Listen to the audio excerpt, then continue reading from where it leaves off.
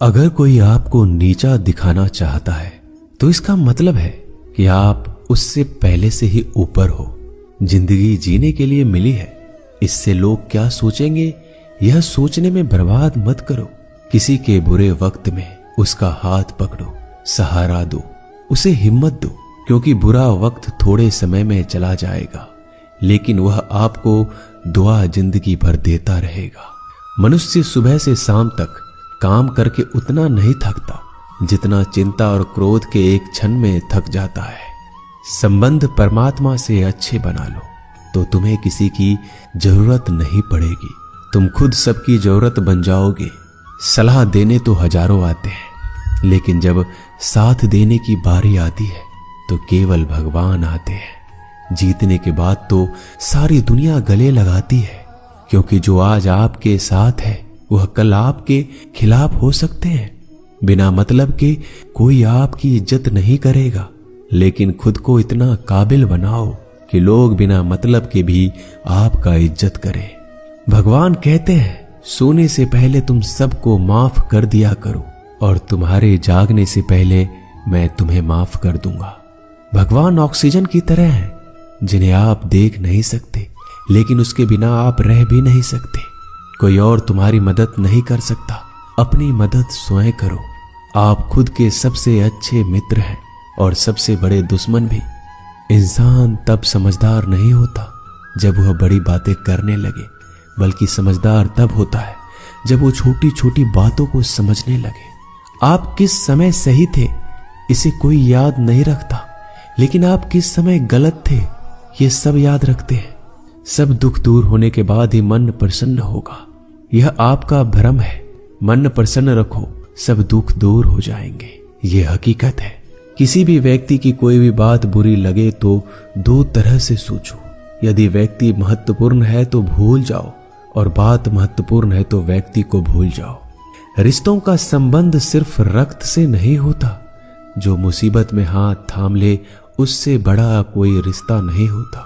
भगवान कहते हैं तुम सब कुछ मुझे सौंप दो, सारा दर्द परेशानी, और बिल्कुल हल्के होकर मुझे याद करो।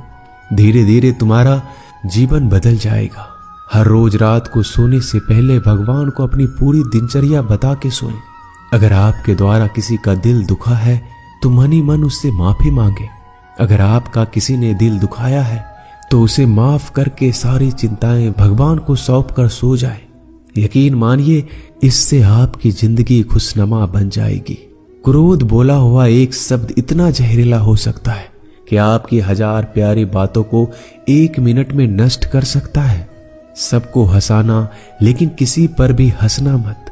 सबके दुख बांटना लेकिन किसी को दुखी मत करना। सबकी राह में दीप जलाना लेकिन किसी का दिल जलाना मत। यही जीवन की रीत है, जैसा बोओगे वैसा ही पाओगे। दुआएं और प्रार्थनाएं असंभव को भी संभव बना देती है। ईश्वर को ना हमारे तन की जरूरत है ना धन की, उसको तो बस पवित्र मन की जरूरत है। इसलिए वो हमें कुछ भी छोड़ने के लिए नहीं कहता, बस कहता है बच्चे मन से विकार छोड़ो, गंदे विचार छोड़ो। जो आने वाला है वो हमेशा गुजरे हुए कल से बेहतर होगा। यही एक सोच आपके जीवन में कभी निराशा नहीं होने देगी। झूठ कितना अजीब है, खुद बोलो तो अच्छा लगता है, दूसरे बोले तो गुस्सा आता है। खुशियां चाहे किसी के साथ भी बांट लो, पर गम हमेशा भरोसेमंद इंसान के साथ ही बांटना चाहिए। जीवन में समय चाहे जैसा हो, परिवार के साथ रहो तो सुख बढ़ जाता है, दुख हो तो बढ़ जाता है। सच्चा मित्र वही है जो उस समय में भी आपके साथ खड़ा हो जब सारी दुनिया आपके खिलाफ हो।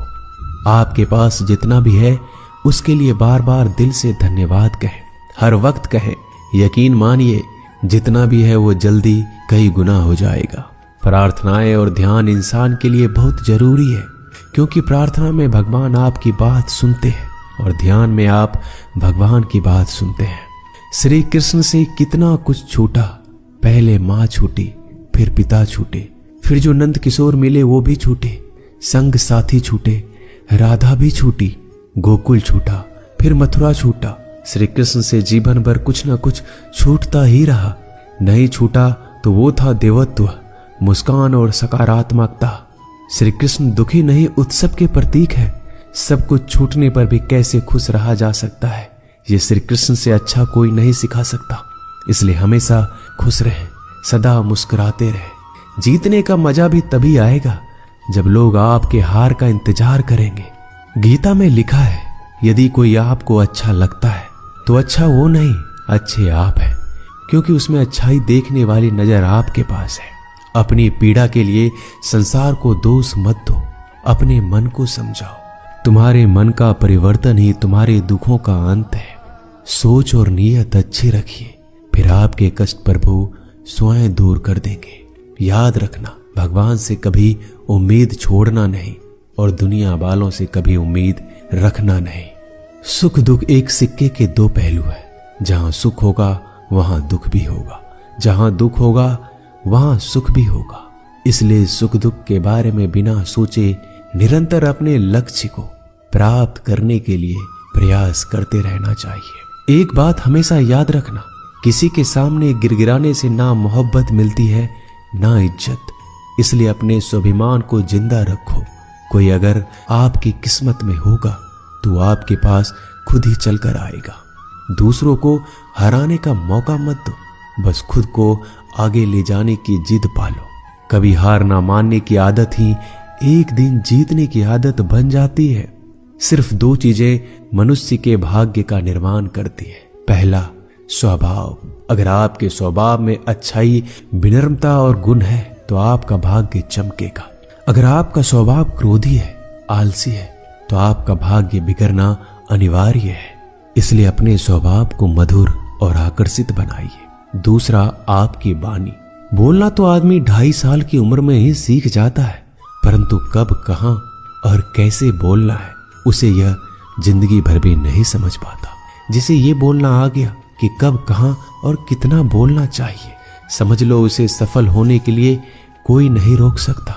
पिता से बड़ा कोई सलाहकार नहीं, माँ की छांव से बड़ी कोई दुनिया नहीं, भाई से अच्छा कोई भागीदार नहीं और बहन से बड़ा कोई शुभ चिंतक नहीं। इस मतलबी दुनिया से कोई मतलब ना रखो, और मतलब रखना है तो अपने मतलब से मतलब रखो। दुआएं मांगने से किसका भला होता है, मिलता तो वही है जो हमने बोया होता है। तुम नीचे गिर के देखो, कोई नहीं आएगा उठाने। तुम जड़ा उड़कर तो देखो, सब आएंगे गिराने। एक बात हमेशा याद रखना, अगर शराब की दुकान पर बैठकर दूध पियोगे तो तुम्हें शराबी का ही दर्जा मिलेगा, और किसी मंदिर में बैठ के पानी भी पियोगे तो तुम्हें एक संत का दर्जा दिया जाएगा। इसलिए आप किसके साथ उठते बैठते हो ये बहुत मायने रखता है। दोस्तों, आशा करता हूं कि आपने इस वीडियो से बहुत सारी सीख ली होगी। मिलते हैं जल्दी एक नए ज्ञानवर्धक वीडियो में। धन्यवाद। अपना ख्याल रखिएगा।